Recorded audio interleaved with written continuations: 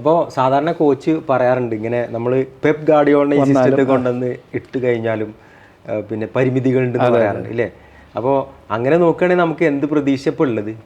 അല്ല, നമ്മൾ പറയുമ്പോഴേ നമ്മൾ കോച്ച് എന്ന് പറയുന്ന ഫുട്ബോളിൽ കോച്ചിന് വലിയ പ്രാധാന്യമുണ്ട്, അത് ശരി തന്നെയാണ്. പക്ഷേ ഇത് കളിക്കാരാണല്ലോ കളിക്കുന്നത്. കോച്ചിന് ചെയ്യാൻ പറ്റുമെന്ന് പറഞ്ഞാൽ തനിക്ക് ലഭിക്കുന്ന കളിക്കാരെ വെച്ചിട്ട് ടാക്ടിക്സ് സെറ്റ് ചെയ്യുകയും അവരെ കളിക്കാൻ പ്രേരിപ്പിക്കുകയും ചെയ്യുന്ന ഒരു ഘടകമാണ് നാഷണൽ ടീമിലുള്ളത്. അതേസമയം നമ്മളൊരു ISL ഒരു ലീഗിൻ്റെ പ്രതലത്തിലേക്ക് മാറുമ്പോൾ അയാൾക്ക് ഇഷ്ടത്തിനനുസരിച്ച് പ്ലേസിനെ ചൂസ് ചെയ്യാൻ പറ്റും. ഒരു ലോങ് ടൈം പ്രോസസ്സാണത്.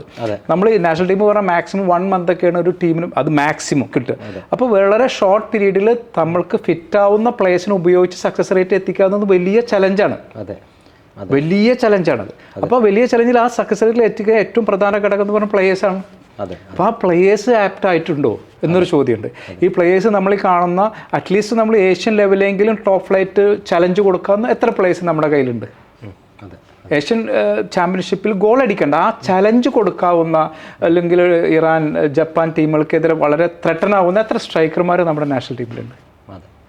ഗോൾ അടിക്കൽ അതിൻ്റെ സെക്കൻഡ് മാറ്റർ. അപ്പോൾ അവിടെ നമ്മൾ നോക്കിക്കാണുന്നത് ഈ പ്ലേയേഴ്സ് സക്സസ് ആവാതെ ഏത് കോച്ച് വന്നിട്ടും കാര്യമില്ല. നമുക്ക് സാഫ് കപ്പ് കിട്ടാം, അങ്ങനത്തെ നമ്മൾ നിരന്തരം ചെയ്തുകൊണ്ടിരിക്കുന്ന പ്രവൃത്തിയിൽ നമ്മൾ ഒരു പക്ഷേ മുന്നോട്ട് പോയേക്കാം. പക്ഷെ നമ്മളും ബംഗ്ലാദേശിനോടും ശ്രീലങ്കനോടും മ്യാൻമറിനോടൊക്കെ ജയിച്ചിട്ട് നമ്മൾ അഫ്ഗാനിസ്ഥാനോട് ടൈറ്റ് വന്നിട്ട് അങ്ങനെ പോയേക്കാം എന്നാണ് നമ്മൾ വിലയിരുത്തലാണ് നമ്മൾ നടത്തുന്നത്. നമ്മുടെ അഭിപ്രായങ്ങളാണ് പറയുന്നത്. പക്ഷെ നമ്മുടെയൊക്കെ പ്രതീക്ഷ എന്താ വെച്ചാൽ ഇത് മാറണം എന്നതാണ് നമ്മൾ പ്രതീക്ഷിക്കുന്നത്.